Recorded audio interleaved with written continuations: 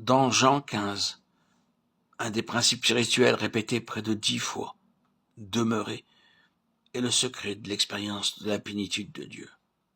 Demeurer, ce mot au singulier a deux sens. D'abord, nous devons dépendre entièrement de Christ. Tout ce qui est nécessaire au sarment vient de la vigne. Tout ce qui est dans la terre va à la vigne. Tout ce dont les sarments ont besoin est dans la vigne. Ils s'attendent à la vigne pour leurs besoins. La vigne ne garde rien pour elle-même. Elle le transmet. Ce que le sarment reçoit de la vigne devient du fruit. Christ emprunte cette allégorie, afin que nous puissions vivre cela exactement de la même manière. C'est une vie de complète dépendance vis-à-vis de Dieu pour chaque chose. La plénitude de Dieu, la tête, habitait totalement en Christ, et à cause de cela, il veut que nous regardions à lui par la foi. C'est une foi qui s'approprie. Ce n'est pas simplement recevoir ou prier pour cela. Par la foi, nous continuons de recevoir ce dont nous avons besoin. Dans notre vie pratique de tous les jours, il nous est nécessaire de nous approprier par la foi ce dont nous avons besoin. Un simple exemple illustrera cela. Un prédicateur fut appelé une fois à prêcher à une foule de 500 enfants. Au début, les enfants étaient indisciplinés, faisant du bruit. Il devint très important et perdit, par son impatience, son sang-froid. Il devient très important pour lui de mettre le calme. Au bout d'un certain temps,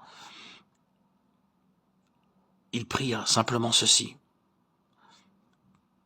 Ta patience, Seigneur, Seigneur, je n'ai pas de patience pour cette situation.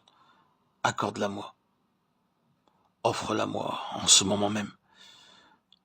Avec 500 enfants, ma patience ne vaut rien. Seigneur, ta patience doit être vue à travers moi. À ce moment précis, il fut un homme totalement différent, capable de poursuivre sa tâche. Après cette rencontre, il se souvint de cette prière. À un moment, il était sur le point de perdre patience, mais dans un autre moment, il devint un homme différent.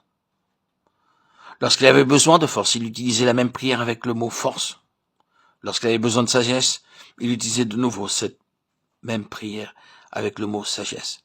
C'est ainsi que le prédicateur apprit à vivre dans la jouissance de la plénitude de Dieu. Quel que soit notre besoin, la sagesse, la force, la pureté, cela se trouve dans le véritable sarment. Le Seigneur Jésus-Christ, le véritable sarment. Très souvent, ceci devint aussi ma prière. Tout ce dont nous avons besoin est en Jésus-Christ.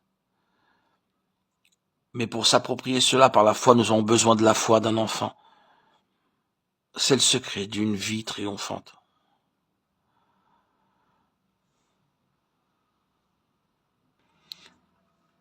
C'est l'expérience de la plénitude de Dieu dans nos vies.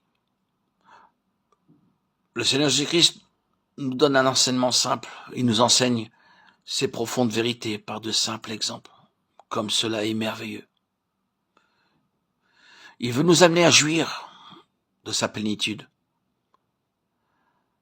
Il accomplit quelque chose et nous avons également à accomplir quelque chose. Dieu nous lave et nous purifie. En nous transportant dans cette plénitude, Dieu nous purifie. Il utilisa d'abord la parole de Dieu. Si nous voulons connaître la plénitude de Dieu, nous devons être imprégnés de la parole de Dieu.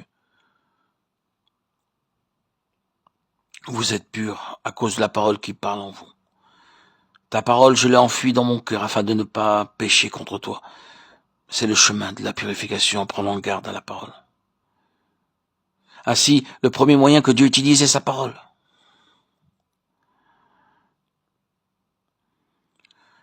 Heureux l'homme qui ne marche pas selon le conseil des méchants, qui ne s'arrête pas sur la voie des pécheurs, qui ne s'assit pas en compagnie des moqueurs, mais qui trouve son plaisir dans la loi de l'Éternel et qui la médite jour et nuit.